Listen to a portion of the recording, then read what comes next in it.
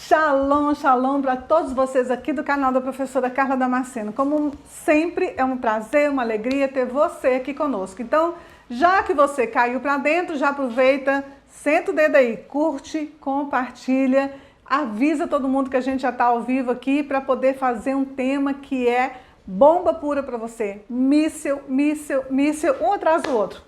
Jesus, o Rabino da Galileia. Jesus, o Rabino da Galileia. Então, 2 minutinhos aqui agora para você ou ligar ou mandar mensagem pelo WhatsApp, avisar o pessoal que hoje nós temos muita coisa interessante, coisa nova que você nunca viu, que vai ajudar você a compreender muito mais sobre coisas que Jesus fala, coisas que ele faz, as ações dele, e a gente tudo aqui é apaixonado por Jesus. Fala a verdade. Eu sou, tenho certeza que você também é, não é? Claro que o nome dele, nós chamamos eles de Jesus aqui no Brasil, mas o nome é Yeshua.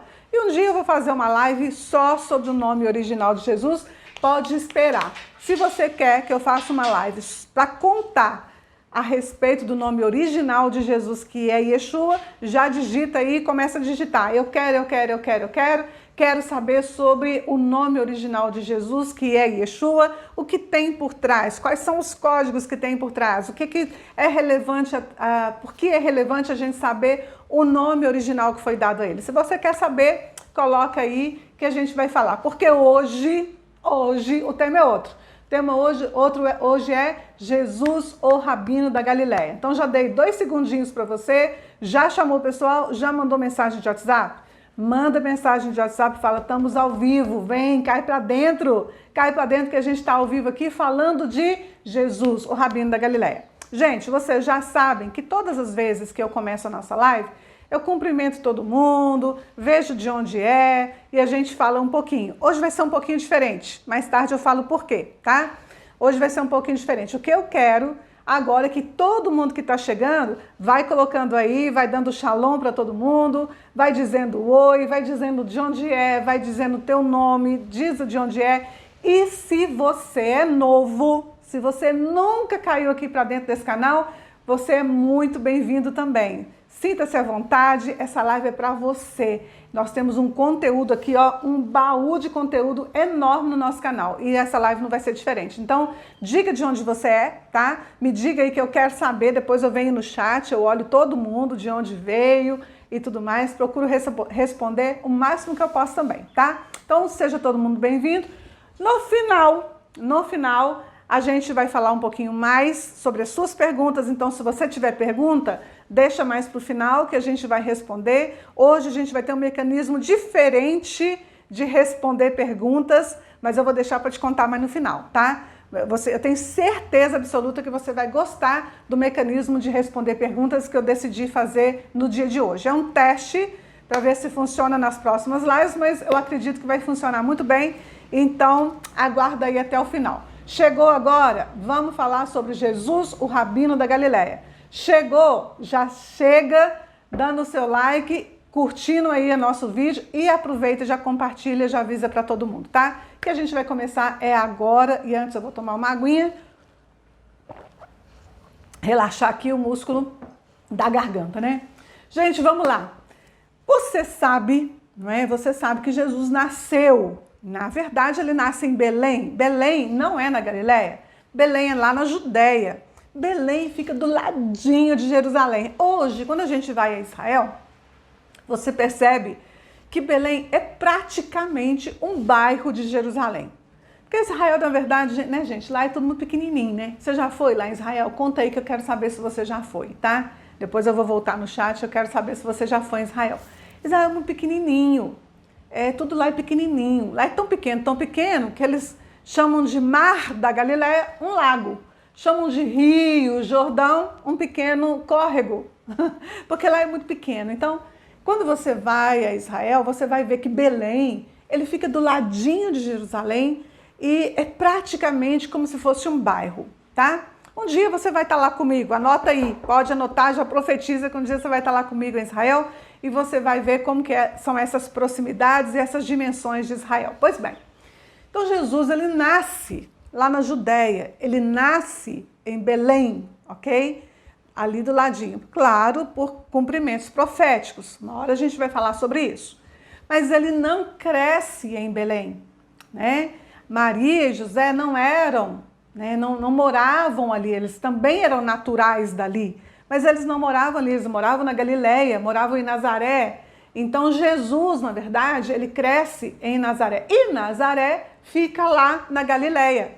A Galileia, diga-se de passagem, né, para deixar aqui registrado, Galileia é uma das regiões mais lindas de Israel. E é lá que Jesus passa toda a sua fase de infância, a sua fase de adolescência e juventude. É na Galileia, praticamente. E também o seu quartel-general, né, no momento em que ele monta o seu ministério, também acontece na Galileia, que é lá em Cafarnaum, que também é na Galileia. Então, meu Deus do céu, tem muita história aí. Cada um desses pontos vira uma live, né? Verdade bem verdadeira é essa. Mas, enfim, Nazaré é o lugar onde ele cresce, tirando o fato, né? Excetuando o fato dos anos que ele passa no Egito, fugindo ali do rei Herodes, né? Então, com essa exceção, o restante da vida dele acontece mesmo lá na Galileia, que é a região, assim, fenomenal de Israel, uma das regiões mais lindas de todo Israel.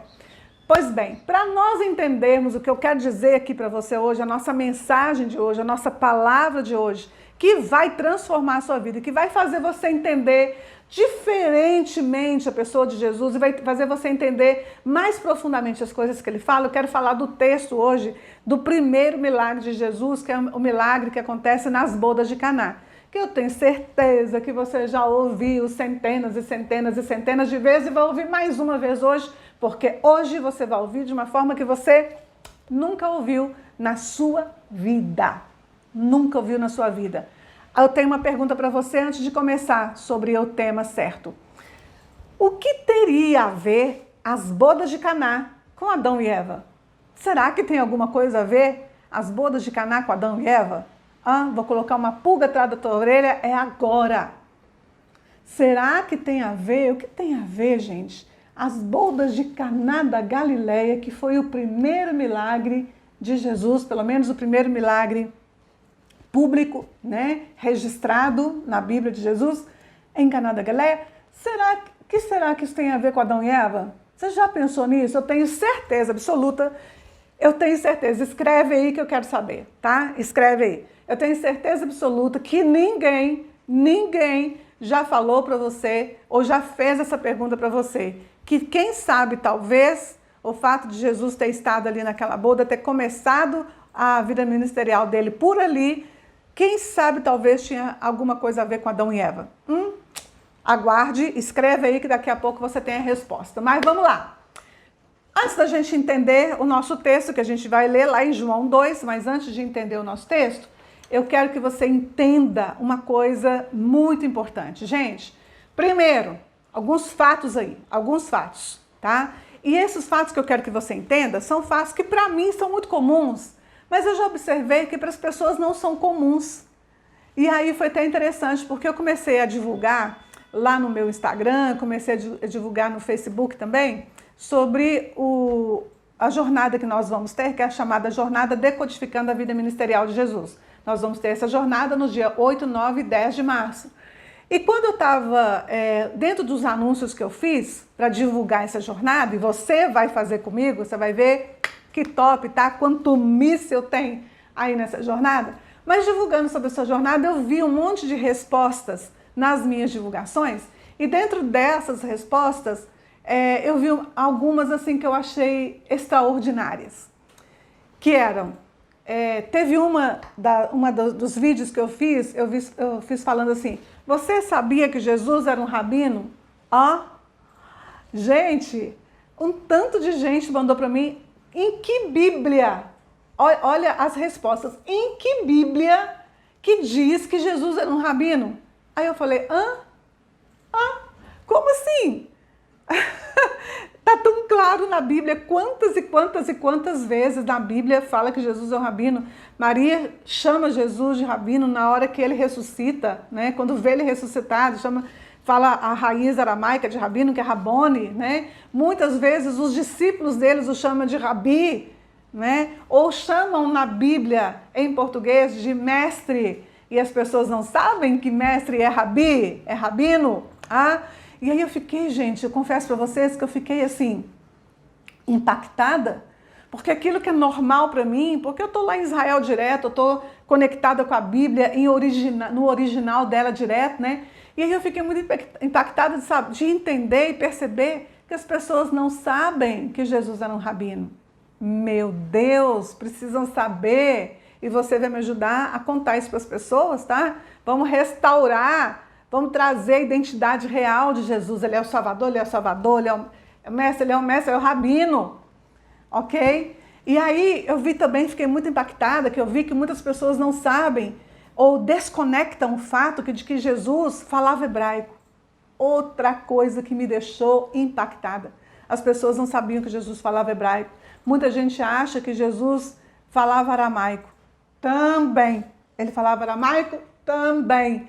Mas a língua principal de Jesus sempre foi hebraico, gente. Muitas pessoas não sabem que Jesus era obediente à lei, né? As leis do Antigo Testamento, ele era obediente às leis. Na verdade, as leis falavam dele. Ele veio para cumprir todas as leis, não é? Muita gente não sabe que Jesus participava de todas as festas. Claro que ele participava de todas as festas, porque todas as festas bíblicas falam dele. Gente, eu confesso para vocês, fiquei muito impactada sobre muitas coisas. Então, para falar aqui sobre o primeiro milagre de Jesus lá em Caná da Galileia, as pessoas precisam entender a judaicidade de Jesus, a forma rabínica dele trabalhar, a forma hebraica dele falar, a obediência dele incondicional às leis, a participação dele incondicional nas festas. A gente precisa entender que as palavras e ações de Jesus estão carregadas. Vou repetir de novo para você anotar, que eu sei que tem muita gente aqui que faz a apostila dos meus vídeos, né? Então, eu vou repetir de novo. Palavras e ações de Jesus estão carregadas de significados, de códigos. Palavras e ações de Jesus estão carregadas de significados e de códigos. Então, para você entender, você precisa entender tudo isso. O Jesus judeu, o ambiente que ele foi criado, que ele nasceu, o Israel, o hebraico, a cultura, a lei, as festas, tudo faz parte. Você precisa cair para dentro. Quando você cai para dentro, meu Deus. Então a imagem de Jesus, ela começa a ficar na quarta dimensão para você também. Ela precisa estar na quarta dimensão para você também. Então vamos lá, outra coisa que você precisa entender sobre a geografia da região que Jesus cresceu, nasceu, viveu e morreu. A geografia de Israel. Por que Jesus fala que ele é o pão? Por que Jesus fala que ele é a água? Você precisa entender a geografia. Se você não entender a geografia de Israel, você pode ter inúmeras explicações aí para você, mas você jamais vai entender por que ele fala que é o pão e a água. Aproveitando, já coloca aí. Por que você acha que Jesus diz que ele é o pão e ele é a água? Coloca aí. Desculpa, que eu quero ver a sua reação, né? Coloca aí que depois eu vou ler. Por que você acha que Jesus fala que ele é o pão, que ele é a água? Não é? No vídeo passado, da terça-feira passada, você já viu comigo por que ele fala que ele é o caminho, a verdade e a vida. Né? Quem não viu, quem está aqui, vai lá no vídeo da nossa live de terça-feira passada e você vai ver por que Jesus fala que ele é o caminho, a verdade e a vida. Você precisa entender isso. Isso está relacionado com o tabernáculo. Se você não viu, volta lá, vídeo de terça-feira passada, Jesus e o tabernáculo. Tá, você vai entender tudo, entendeu? Geografia, a cultura, a língua, o estilo rabínico. Jesus era um rabino. Existe um estilo rabínico para se ensinar, não é? A palavra rabino vem da raiz de rev, e rev tem um monte de significados. Rev é a primeira coisa, primeiro significado da palavra rev é bravo. Primeiro significado, a primeira ideia, né, da palavra rev é bravo. Bravo. E aí eu acho muito interessante porque uma vez eu levei uma pessoa, e na verdade uma equipe de gravação da Rede Super. A Rede Super, para quem não sabe, é a rede de televisão da Igreja Batista de Lagoinha. Então eu levei uma equipe de produção, de gravação da Rede Super lá em Israel. Foi a primeira vez que essa equipe de produção foi lá e fui eu que os levei, eu que os guiei, eu que fui guia deles lá. E quando nós chegamos em Israel, nós fomos diretamente para um mercado chamado Shuk HaCarmel, lembrei. Foi no Shuk HaCarmel, que é um mercado que tem lá em Tel Aviv. Gente, que mercado top! Vocês vão lá comigo. É um mercado que ele tem duas dimensões. A primeira dimensão dele é toda de especiarias e frutas e legumes e tudo que é de comida. E a outra área dele é de artesanatos, né? Todos os artesanatos relacionados com o Oriente Médio e com Israel. Maravilhoso. Levei para gravarem lá, né? Levei a turma para gravar lá. No fim do dia, a produtora do programa, ela chega para mim e diz: Carla, essa é a minha primeira vez em Israel, essa é a minha primeiro dia aqui em Israel. Eu falei, e eu estou muito impactada, e além de eu estar impactada, o meu conceito sobre Jesus mudou, a minha ideia sobre a pessoa de Jesus mudou. Eu falei, mudou, mesmo, mudou? Por que mudou? Ela falou, porque eu percebi que Jesus devia ser muito bravo. Por que você percebeu que Jesus devia ser muito bravo? Porque eu estou percebendo a natureza dos judeus, eu estou percebendo a natureza do comerciante aqui. Eles têm essa natureza brava. Eu falei, você está confundindo, né? Você está confundindo uma natureza, o que você está vendo aqui agora nesse comércio, você está confundindo com a natureza que você tem no Brasil. Lá no Brasil a gente tem aquela natureza de que educação significa não falar a verdade, não falar o que se pensa. Aqui em Israel é diferente. Educação é falar o que se pensa, é falar a verdade, não é passar a mão na cabeça. É esse conceito que é o conceito de bravo, entende? É não passar a mão na cabeça, é falar o que se pensa, é falar a verdade. Independente dessas consequências, é falar a verdade. Esse é um dos conceitos de bravo.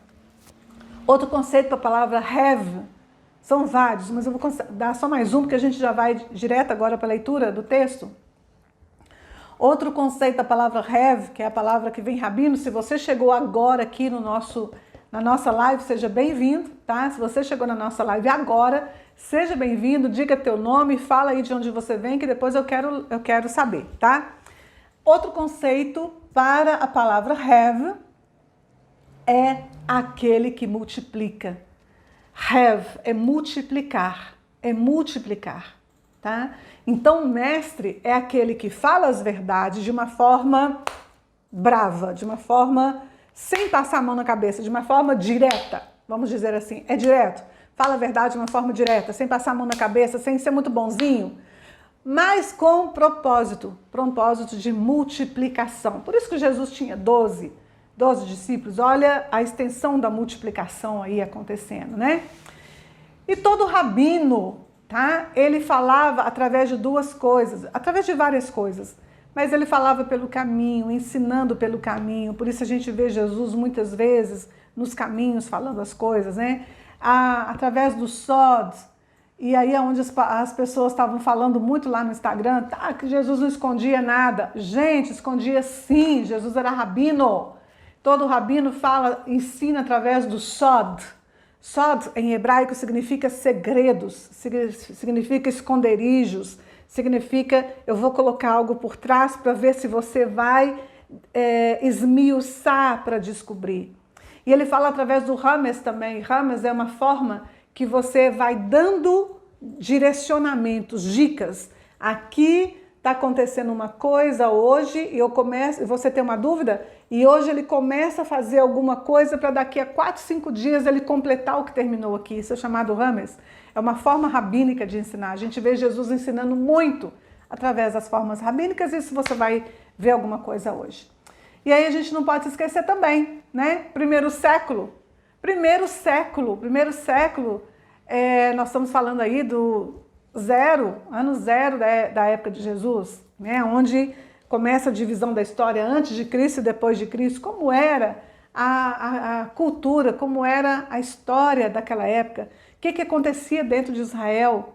Isso tudo, gente, faz construir o que as palavras de Jesus, os significados, as palavras e ações carregadas de significados sobre Jesus.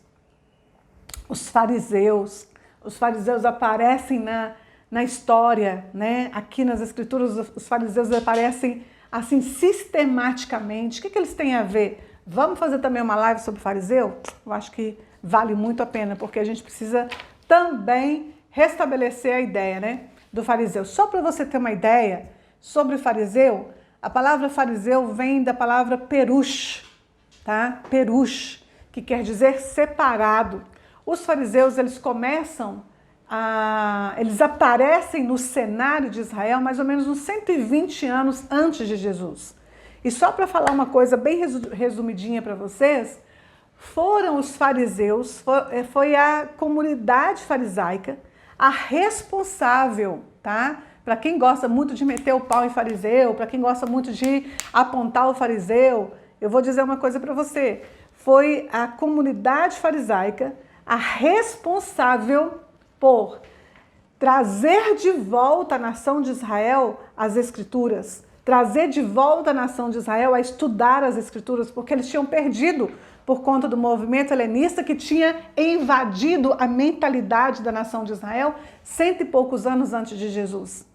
Foi um movimento fariseu imprescindível e importantíssimo por trazer de volta a nação de Israel a centralizar-se no templo, centralizar-se no Deus de Israel, a estudar de volta as escrituras e, principalmente, quem trouxe para a nação de Israel e restabeleceu para a nação de Israel o conceito de Messias, de Cristo, de Salvador, não é? Foram os fariseus. E aí eu te dou uma dica aqui, tá? Já te dou uma dica. Era por isso que os fariseus viviam atrás de Jesus, porque eles eram os únicos que tinham o conceito de Messias. E foram eles que trouxeram para a nação, emergiram na nação de Israel o conceito de salvação, o conceito de Salvador, o conceito do Messias. Foram os fariseus. Se você não sabe disso, já está sabendo agora, né? Deixa eu ver, se você não... Coloca aí que eu quero saber se você sabia disso ou se você não sabia disso. Aí você vai falar para mim, Carla, mas os fariseus eram corrompidos, os fariseus eram sepulcro caiado. Era sim, na época de Jesus. Mas eles tiveram uma história aí que a gente não pode deixar de lado e a gente precisa ressaltar essa história que foi importantíssima para chegar no momento que Jesus está ali. Pois bem, uma hora a gente fala apenas sobre os fariseus para vocês entenderem o papel importante dos fariseus ali, né, em todo esse conceito, em todo esse cenário, que foi importante demais, gente, foi importante demais. Pois bem, vamos lá ver o nosso texto aqui sobre as bodas de Caná? Tem muito segredo aí? Tem. Tem muito míssil aí? Tem muito míssil aqui nas bodas de Caná para você, tá? E se você chegou agora aqui na nossa live, mais uma vez, seja bem-vindo, essa live é para você. Temos muito conteúdo, já fala de onde você é, já fala teu nome, de onde você é, de onde você está assistindo, tá? Seja super bem-vindo. Me diga também se é a sua primeira vez aqui, porque eu quero saber. Todo mundo que já é a segunda, terceira, quarta, quinta, 10 mil vezes é super bem-vindo. E quem é a primeira vez, um abraço carinhoso para você. Você é super bem-vindo aqui também, tá? João, capítulo 2. Capítulo 2. Só lembrando aqui, para quem está chegando agora, a gente vai falar agora sobre Jesus, né, o Rabino da Galileia, e qual o segredo por trás da história das bodas de Caná. Tem segredo aí? Tem segredo. E se você colocou aí para mim, se você acha que tem alguma relação as bodas de Caná com Adão e Eva, me conta aí que eu quero saber, tá? Vamos ler lá, gente? Já vamos ler. João capítulo 1, João capítulo 2, versículo 1 até o 12. 3 dias depois houve um casamento em Caná da Galileia e achava-se ali a mãe de Jesus. Jesus também foi convidado com seus discípulos para o casamento. Tendo acabado o vinho, a mãe de Jesus lhe disse: eles nem têm mais vinho. E Jesus diz para ela: mulher, que tenho eu contigo? Ainda não é chegada a minha hora. Então ela falou para os serventes: fazei tudo o que ele vos disser. Estavam ali 6 talhas de pedra que os judeus usavam para a purificação. E cada uma levava 2 ou 3 metretas. Jesus lhes disse: enchei de água as talhas, e eles as encheram totalmente. Então lhes determinou: tirai agora e levai para o mestre-sala, e eles o fizeram. Tendo o mestre-sala provado a água transformada em vinho, não, olha aí, presta atenção nesse trecho, não sabendo de onde viera, se bem que sabiam os serventes que haviam tirado a água, chamou o noivo e lhe disse: todos costumam pôr primeiro o bom vinho, e quando já beberam fartamente, servem o inferior. Tu, porém, guardaste o bom vinho até agora. Com este deu Jesus princípio a seus sinais em Caná da Galileia, manifestou a sua glória e os seus discípulos creram nele. Depois disso, ele desceu para Cafarnaum com a sua mãe, seus irmãos, seus discípulos, e ficaram ali não muitos dias. Gente, vamos lá para todos os nossos detalhes escondidos, que eu sei que vocês gostam, tá? Vamos lá para aquilo, vamos diretamente para aquilo que eu sei que vocês já gostam. Vamos pegar, vamos destrinchar, vamos pegar essas coisas aqui maravilhosas. Vocês sabem aqui comigo, né? Quem me acompanha, quem já está aqui no canal, sabe que todos os detalhes da Bíblia, eles não estão lá à toa, ok? Eles não estão à toa.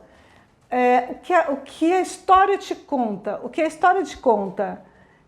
dentro da história, que é normal, isso aí, beleza.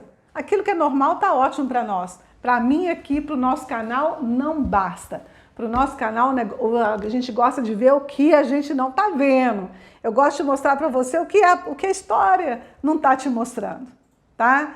E aí eu adoro isso, porque aí a gente junta aqui conosco uma comunidade que adora saber o que ninguém sabe. Não é? Isso eu acho o máximo. Nós temos uma comunidade aqui, firme e se formando, que adora saber o conteúdo forte, aquilo que vai fazer a diferença mesmo. Porque a história, aquilo que todo mundo sabe, ótimo, legal, também sei, mas e o que ninguém sabe? É isso que você vai saber aqui agora. Detalhes, números. Vamos lá, números. Os números não estão aqui de forma aleatória. Números não estão de forma aleatória, de jeito nenhum. Você já anota aí, tá? Números não estão de forma aleatória, de forma nenhuma. Os elementos, eles não são especificados aqui também de forma aleatória. Então, nós temos aqui, olha os elementos que a gente tem aqui, tá? Que a gente vai falar daqui a pouco. Nós temos 6 talhas. Nós temos água, mas não temos água de qualquer lugar também, não. Não é uma águazinha que vem do poço, não é uma águazinha que vem do Rio Jordão, não. Não tem qualquer água aqui, não. A Bíblia é clara em especificar. Então, mas antes de falar sobre isso, vamos falar sobre boda, tá? Como é que acontece uma boda em Israel nos tempos de Jesus? Guarda aí as 6 talhas, guarda aí esse elemento água, guarda esses 2 elementos que a gente vai falar daqui a pouco. Antes eu quero só contextualizar para você aquilo que você não sabe. Bodas. Como que acontece bodas em Israel? Nos tempos de Jesus, tá? Isso é um fator muito relevante para nós também. Porque aí é mais um elemento, aqui tem mais um dado relevante para nós. Esse milagre não acontece em uma festa de 15 anos. Ou, naquela época, poderia ser um bar mitzvah ou um bat mitzvah, né, que é o 15 anos da criança daquela época, né? Esse milagre não acontece numa festa de tabernáculos, esse milagre não acontece numa festa de Simchat Torah, que é uma festa que se bebe também vinho, não é ali. Esse milagre acontece em uma boda. Então, temos mais um elemento. As bodas na época de Jesus, sabe o que acontecia, gente? Era 8 dias de festa. Anota aí no teu caderno, quem faz o caderno, quem faz a nossa apostila aí do nosso canal. 8. 8 dias de festa era uma boda, tá? 8 dias. O número 8, ele fala de redenção. Número 8, anota também, número 8 fala de redenção. Redenção é o momento em que tudo isso que a gente vê em volta da gente, terra, planeta, sol, lua, estrela, ser humano, essa carcaça de ser humano, conforme a gente vê, vai ser transformado e restaurado. Redenção fala disso. Boda fala de redenção. 8 dias, redenção, tá? Mas a festa lá eram 8 dias. Pensa, o que é você ter vinho para 8 dias, gente? E o vinho para uma bodas, o vinho para uma festa de casamento, não podia ser qualquer vinho não, tá? E detalhe, você vai convidar as pessoas que vão vir de várias regiões do país inteiro. Então, às vezes, a família, ela mora ali naquela Galileia, não é? Vamos pegar José e Maria. José e Maria moravam na Galileia, mas eles tinham parentes lá em Belém, porque a região original deles era Belém. Então, se algum dos filhos dele casassem, ia vir toda a família de Belém para lá. É natural, igual acontece casamento aqui no nosso mundo ocidental mesmo, né? Casou aqui em Belo Horizonte, vai vir gente, se eu tenho família lá no Rio de Janeiro, vai vir minha família do Rio de Janeiro para cá. Só que vai vir de ônibus ou vai vir de avião e a festa vai ser uma noite só, né? Lá não, gente. Nessa época não. Olha bem, meu Deus.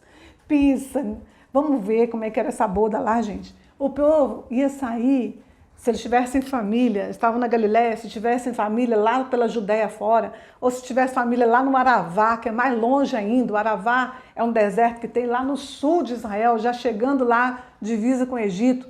Se tivesse família lá, ia subir todo mundo para essa festa. Só que eles não tinham ônibus não, não tinha avião não. Não, ia vir todo mundo de jegue.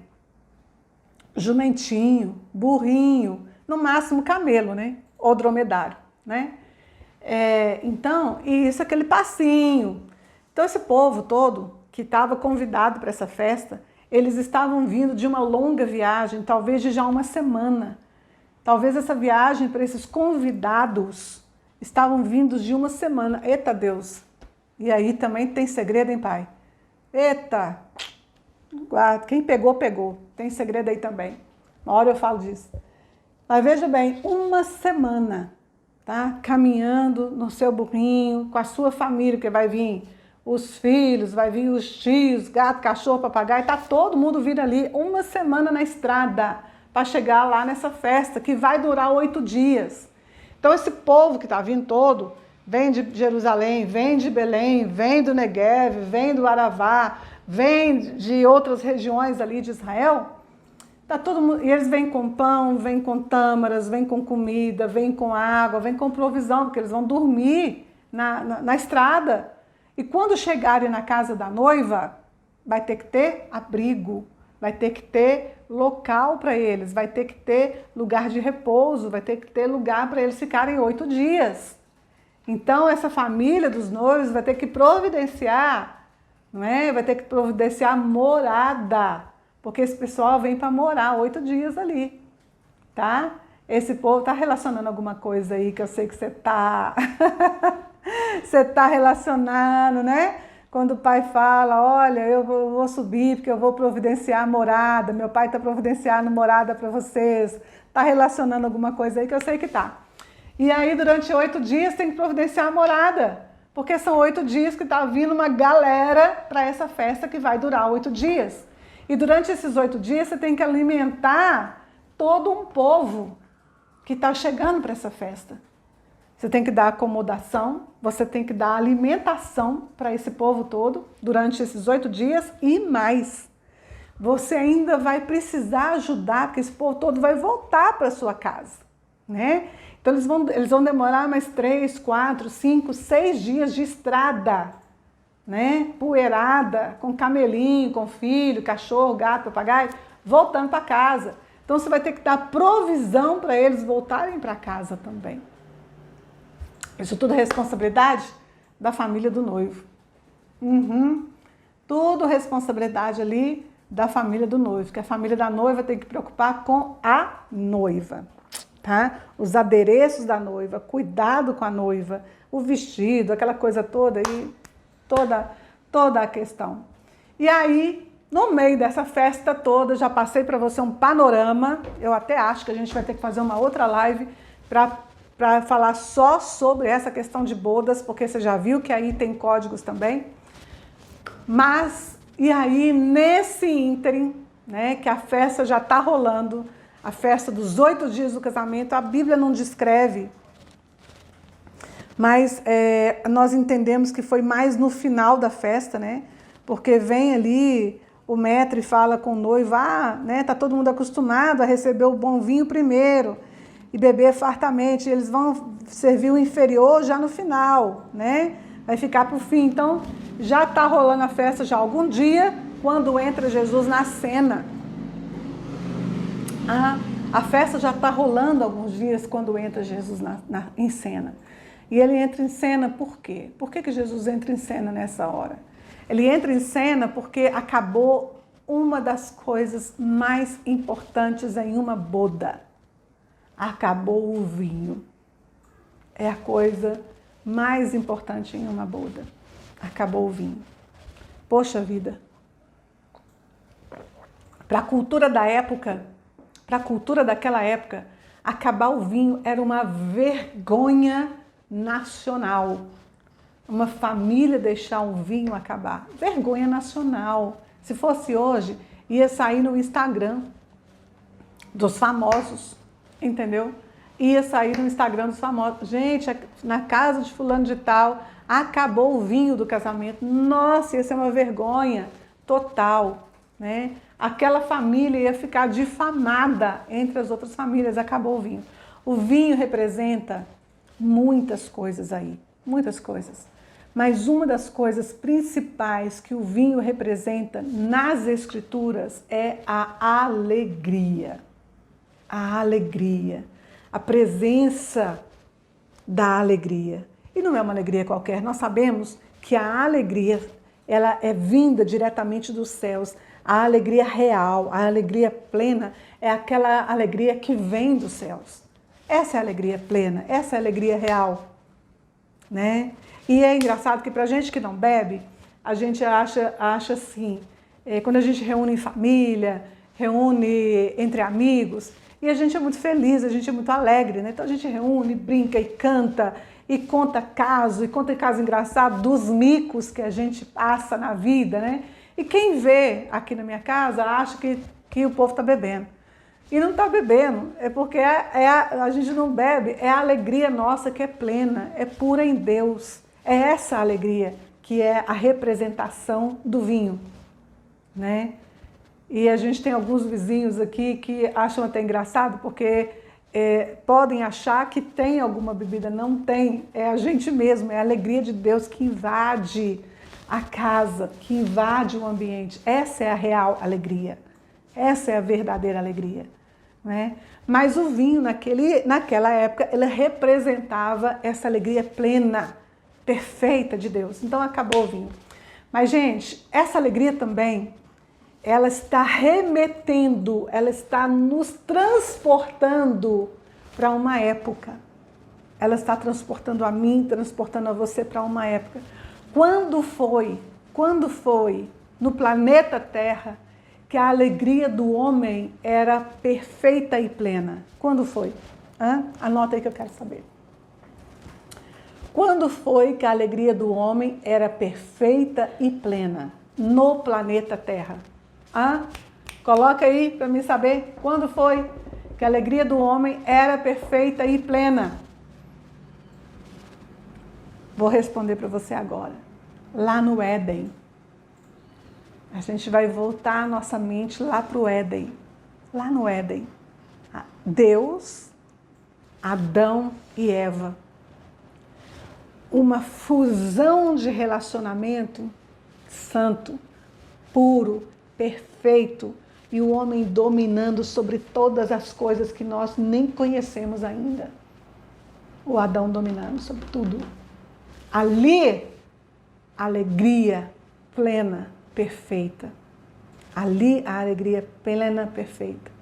Deus estava ali de uma forma, não encontrando eu uma palavra melhor, vou usar essa, tá? De uma forma desnuda para o homem. Deus estava se relacionando com o homem assim, de peito aberto, você está me entendendo?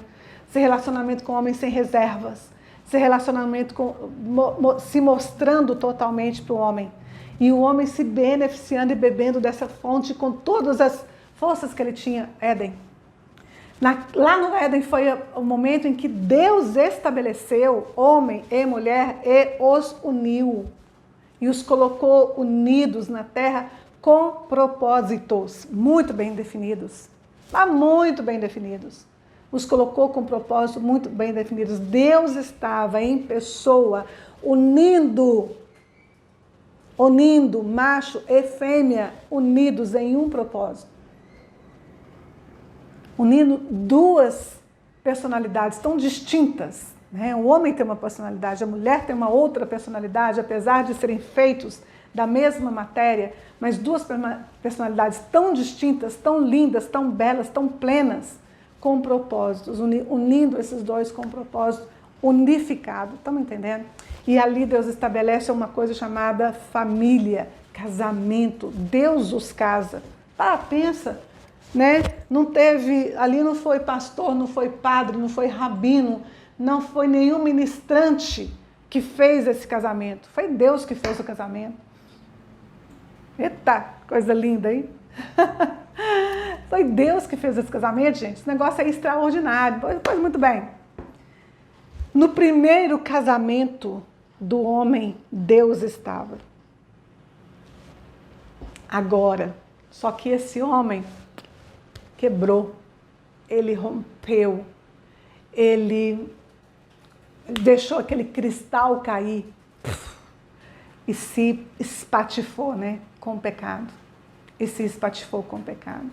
E pensa o olhar de Deus naquele momento.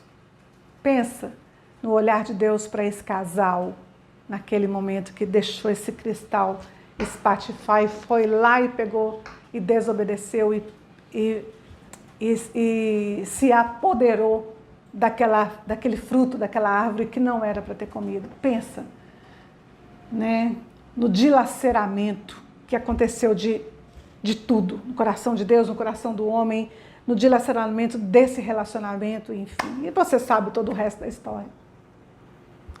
Mas agora,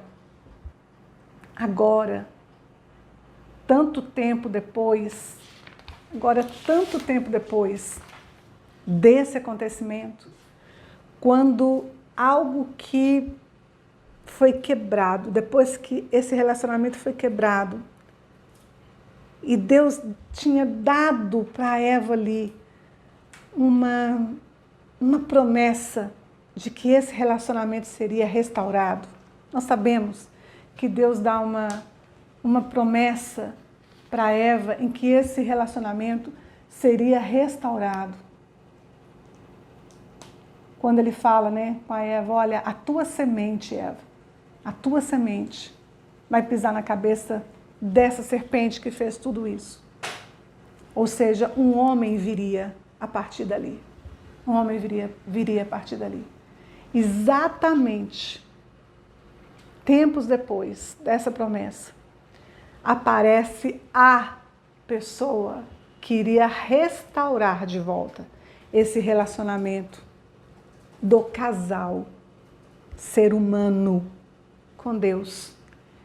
E o cenário que Jesus aparece não podia ser outro. O cenário que Jesus aparece para iniciar o seu ministério não podia ser outro. Tinha que ser num casamento. Homem e mulher, Adão e Eva. Homem e mulher, Adão e Eva.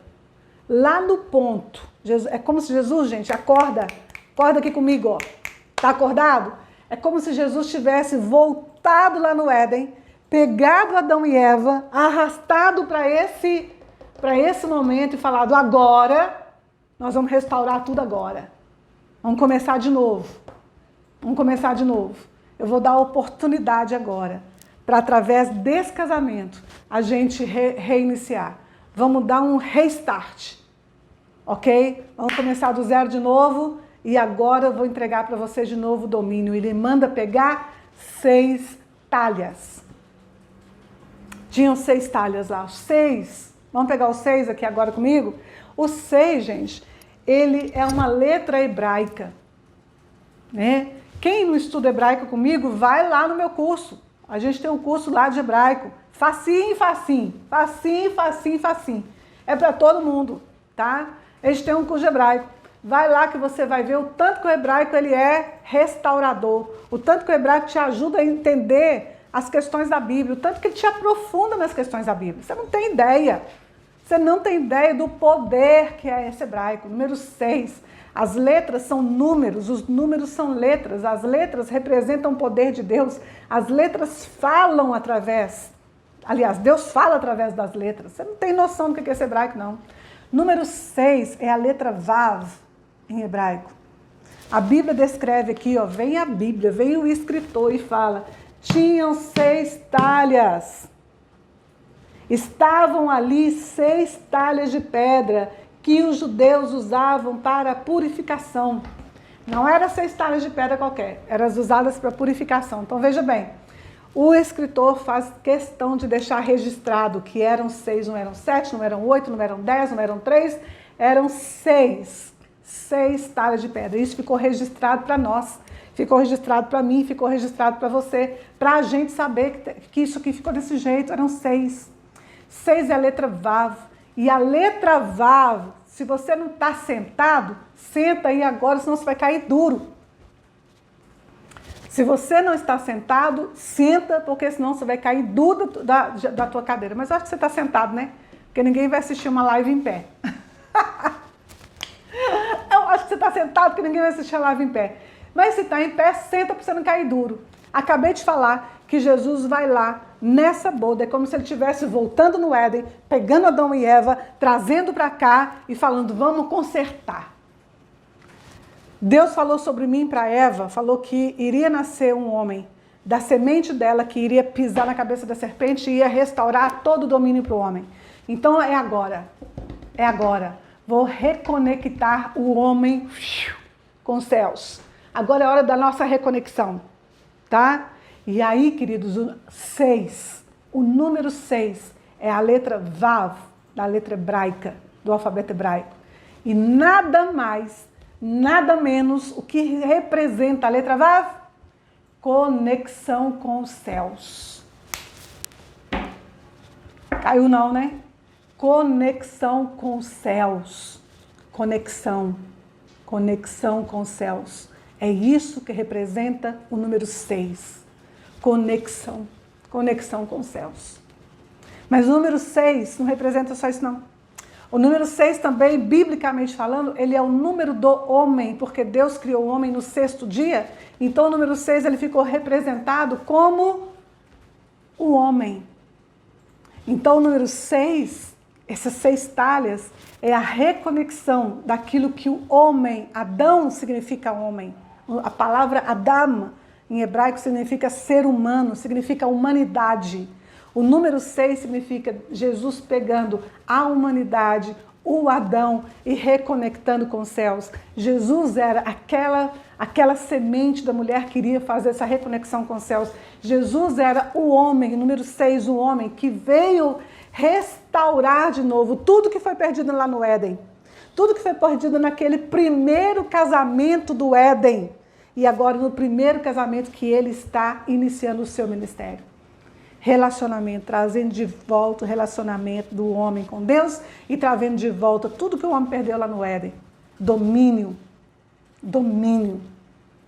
Domínio sobre todas as coisas, principalmente sobre si mesmo.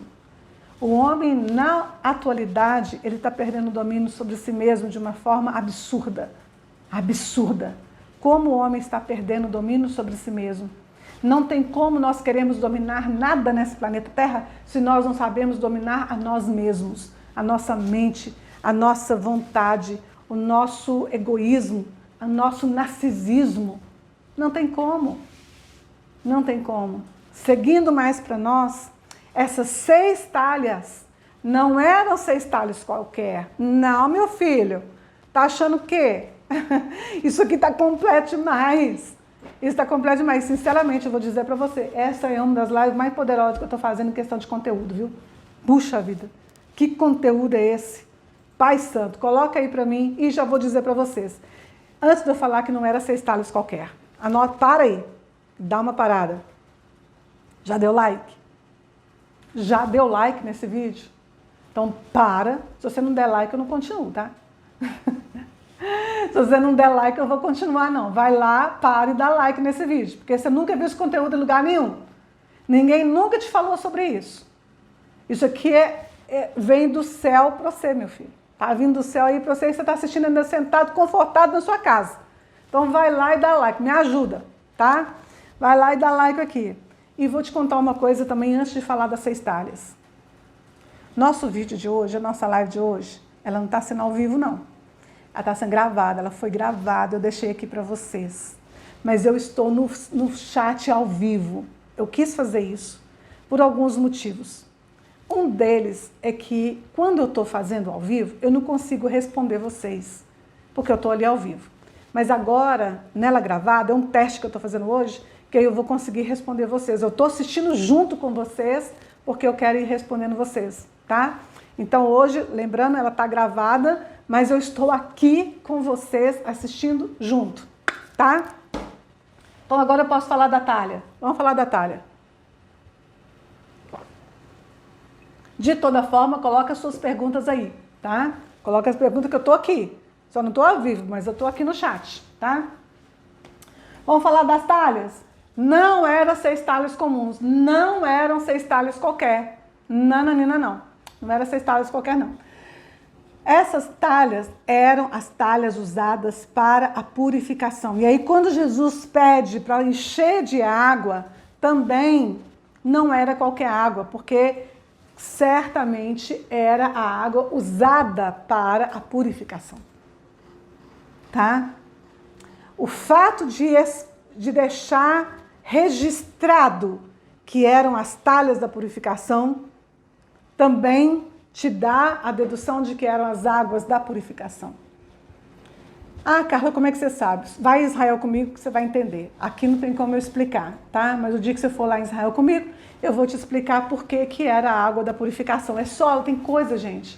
Tem coisa que por mais que eu vou abrir a cabeça de vocês, não entra não. Só se a gente estiver lá em Israel para você entender comigo, tá? E aí vem até uma explicação que eu dei para um rapaz que me contestou lá no Instagram.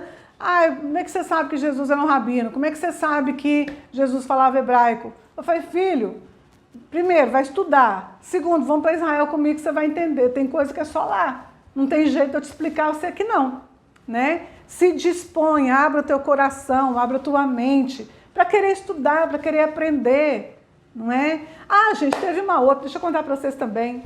Teve uma outra de uma moça que participa de reuniões entre lideranças, né? Não vou falar se são lideranças de pastores, liderança do quê? Tá, lideranças.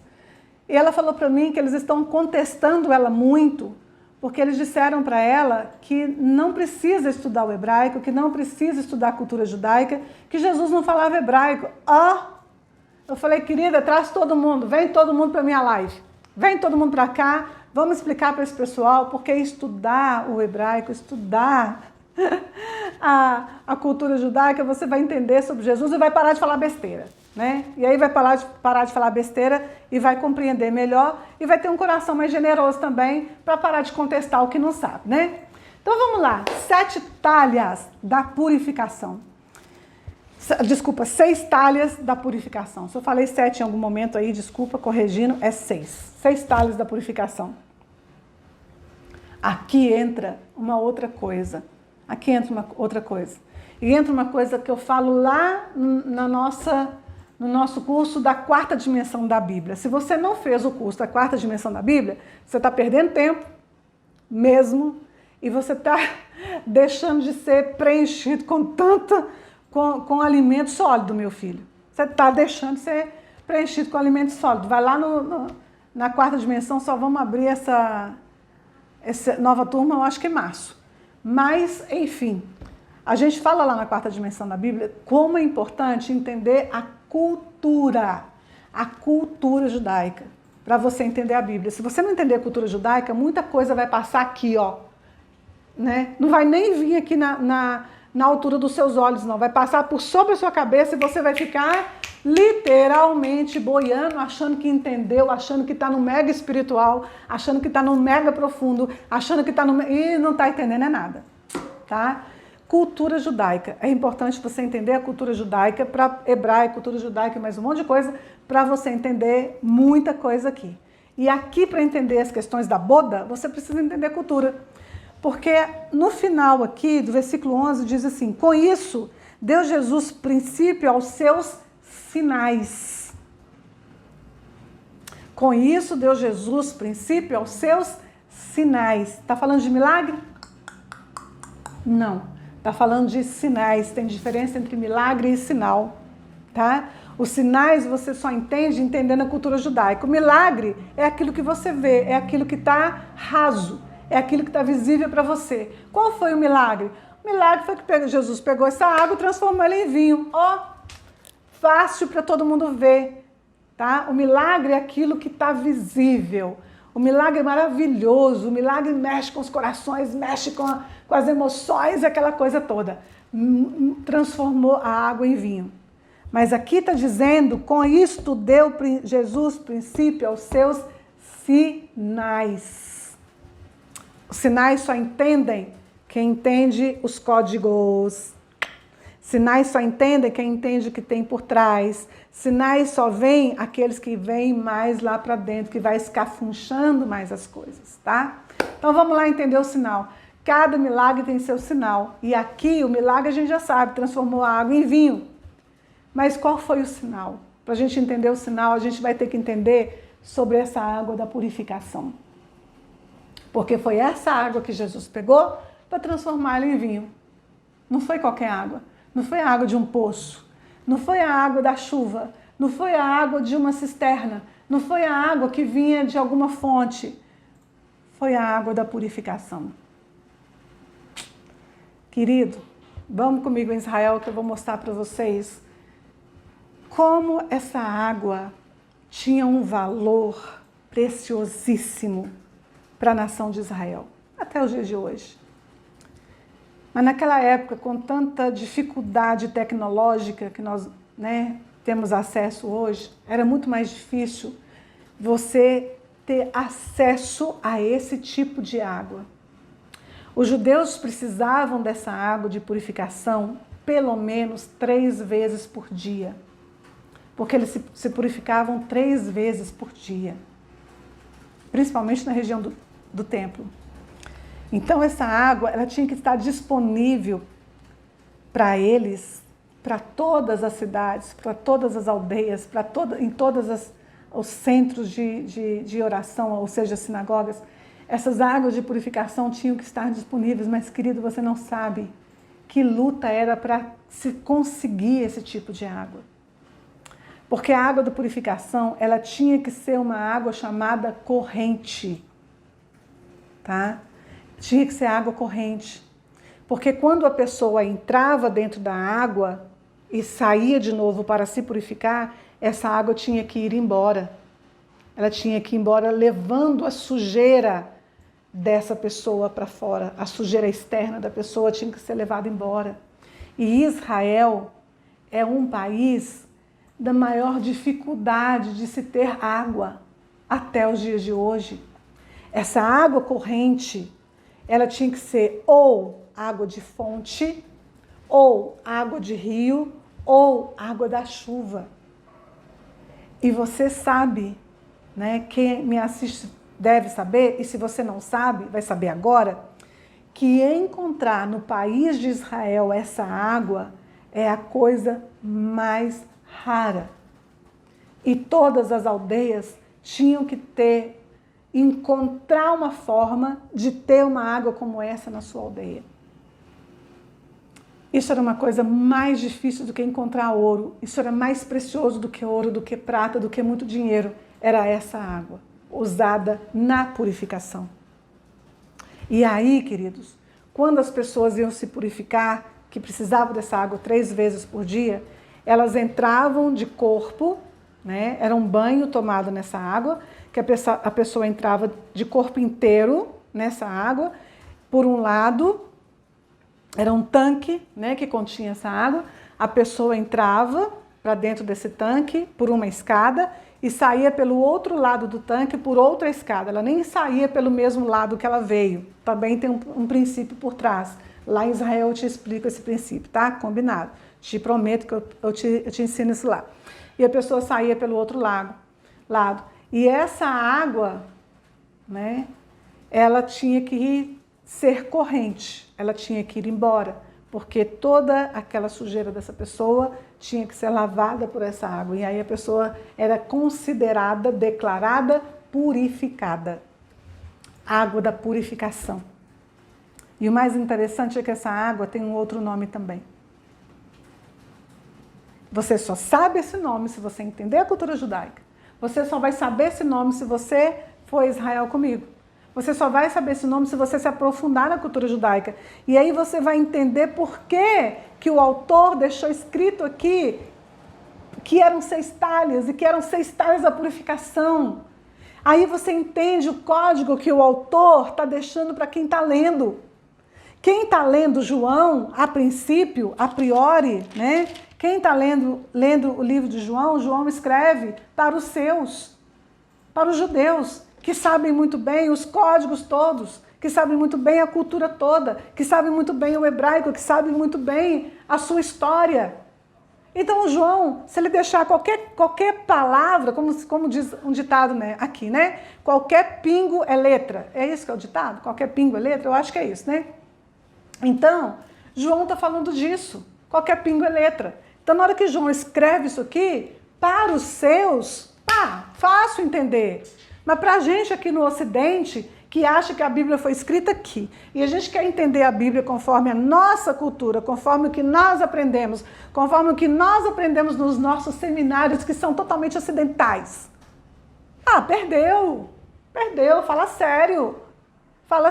Aí a gente escuta umas bobagens como essa, dizendo, na sua Bíblia Jesus é rabino, na minha não. Que Bíblia que você lê?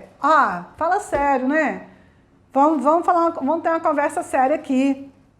João vai lá e escreve as talhas da purificação, porque ele sabia que os judeus iam entender o sinal que tem por trás disso. O sinal que Jesus fala. Então, com isso, deu o princípio aos seus sinais em Caná da Galileia. Era essa água que colocou nas 6 talhas. Foi essa água da purificação. Sabe qual o outro nome dessa água? Só vai saber se você se dedica a querer saber de verdade. Se dedica a querer saber de verdade. Se dedica um tempo sentado, né? Põe um bumbumzinho aí sentado na cadeira e abre os livros e procura aprender e procura estudar, você vai saber fácil. Essa água da purificação também é chamada de água viva. Tá? Fez aí conexão no seu cérebro? Água viva é chamada essa água da purificação.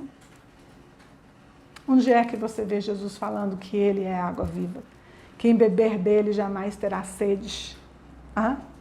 Água viva é chamada essa água da purificação. Aí vem Jesus. Vamos voltar a Jesus no cenário de novo. Está lá Jesus no cenário e fala, pega essas 6 talhas. Enche essas 6 talhas. O homem restaurando para Adão, trazendo Adão de volta ali nesse casamento, trazendo a ideia nesse casamento de novo, de vamos te entregar o domínio, tudo que você perdeu lá, Adão, aqui ó, agora está na hora da gente restaurar para você. É nesse casamento aqui. É aqui que eu começo o meu ministério. E eu começo o meu ministério dizendo para toda a humanidade que Adão significa humanidade. O número 6 é o número do homem, é o número da humanidade. Jesus representa essa humanidade. Ele fala, agora está na hora. Eu começo restaurando o domínio para vocês. Mas aí precisa de uma coisa. Vamos pegar toda essa água da purificação, colocar dentro dessas talhas. E de repente, quando eles colocam lá, ela está transformada em vinho. Se Jesus usou uma palavra para transformar, se Jesus usou uma ação, se ele fez alguma coisa com a mão, não sei. Mas eu sei que quando eles viram aquilo ali já era vinho. vinho trouxe de volta. Ele trouxe de volta a alegria. Ele trouxe de volta aquela alegria que foi perdida lá no Éden, da conexão do homem com Deus. Ele restabeleceu, ele restaurou essa alegria da reconexão do homem com Deus. Ele restaurou essa alegria que o homem agora pode novamente se aproximar de Deus novamente. Através dele, através da pessoa dele. Ele veio para isso. E depois esse vinho começa a ser servido naquela boda. Gente, eu fico imagina comigo, aquele povo todo bebendo desse vinho, né? Os convidados, familiares, amigos, todo mundo nessa festa já, e começa a beber deste vinho. E esse vinho, ele fala tanto no coração, que chega o mestre e fala, olha, todos costumam pôr primeiro. O mestre Sala, ele pega, no versículo 9, tendo o mestre Sala provado a água transformada em vinho, e aí tem um parênteses, não sabendo de onde viera, depois eu falo isso com vocês, ele diz, todos costumam pôr primeiro o vinho bom, e quando já beberam fartamente, eles servem o inferior, mas você guardou o vinho para até agora. Ele não sabia, é porque agora Jesus estava restaurando para o ser humano a alegria do Éden de novo, a alegria da restauração do relacionamento do homem com Deus. Só que, agora, como é que era a purificação dos judeus, que eu acabei de falar para vocês? Eles entravam de corpo, né, dentro dessa água. A purificação, ela era exterior, não é? Jesus pega essa água viva, essa água da purificação, transforma ela em vinho. E agora essa água viva, essa água da purificação, ela está dentro dos copinhos, ela está dentro das taças que as pessoas estão bebendo. Qual é o sinal que está falando aqui no versículo 11? O sinal é o seguinte, a purificação, ela não é exterior. A purificação real é quando você bebe da água viva. A purificação real é quando tem uma purificação no seu interior. Quando a purificação é do seu corpo, quando a purificação é do seu coração, quando a purificação é na sua mente. É quando você então consegue estar alinhado, conectado aos céus. Essa é a real purificação vinda. Essa é a real purificação vinda de Jesus. Essa é a real restauração. É disso que está se tratando ali. É disso que se trata esse assunto. É disso que se trata esse sinal falado aqui no versículo 11. Com este, deu Jesus princípio aos seus sinais. Porque os milagres, eles eram visíveis para todos, mas os sinais não. Atenção, anota aí. Os sinais não eram visíveis para todos. Os sinais só eram visíveis para aqueles que querem de verdade entrar mais para fundo, beber de verdade dessa água. O milagre, ele trouxe de volta a alegria da restauração do homem com Deus. Mas o sinal, ele traz de volta a purificação no seu interior. Ok? Que você continue querendo beber dessa fonte, que você continue querendo beber sempre dessa água viva no seu coração. Que você queira de verdade aprofundar-se e entender que aqui dentro tem sinais, tem códigos, tem segredos que vale a pena a gente abrir e buscar. Eu tenho certeza que mudou o teu conceito. Eu tenho certeza que você nunca viu o estudo das bodas de Caná da Galileia da forma que você viu hoje, do jeito que você viu hoje, dentro do contexto que você viu hoje. Tenho absoluta certeza. Eu desafio você a colocar aí, digita aí, eu desafio você a colocar se você já viu as bodas dessa forma em algum lugar. Sabe por que não? Sabe por que você não viu? Porque as pessoas não sabem que Jesus era rabino. As pessoas não sabem que Jesus falava hebraico. As pessoas não sabem que existe toda uma cultura chamada cultura judaica como background das escrituras. As pessoas não sabem que você pode ver a Bíblia dentro da quarta dimensão. As pessoas não sabem que tem mais, que o milagre é aquele visível, mas o sinal é para aquele que quer, o sinal é para aquele que quer entrar profundo, o sinal é para aquele que quer beber de verdade. Esse é o sinal, é para esse. Ali tem um sinal poderoso, para mim e para você. Gente, agora eu vou abrir espaço para perguntas, tá? Mas as perguntas de vocês, como eu já disse aqui, que a nossa live está gravada hoje, eu convido vocês para agora, eu vou abrir o meu Instagram, agora, ao vivo, tá? Eu vou abrir o meu Instagram ao vivo, para eu responder perguntas para vocês lá no Instagram, tá? Carla Damasceno. Vou digitar aí para vocês, Carla Damasceno é o meu Instagram ao vivo, para a gente conversar mais uns minutos lá, tá? Eu e você vamos bater boca aí a respeito desse assunto, trocar ideia, bater boca que eu digo é trocar ideia a respeito desse assunto. Shalom para vocês, vejo todo mundo lá no meu Instagram. Tchau, tchau.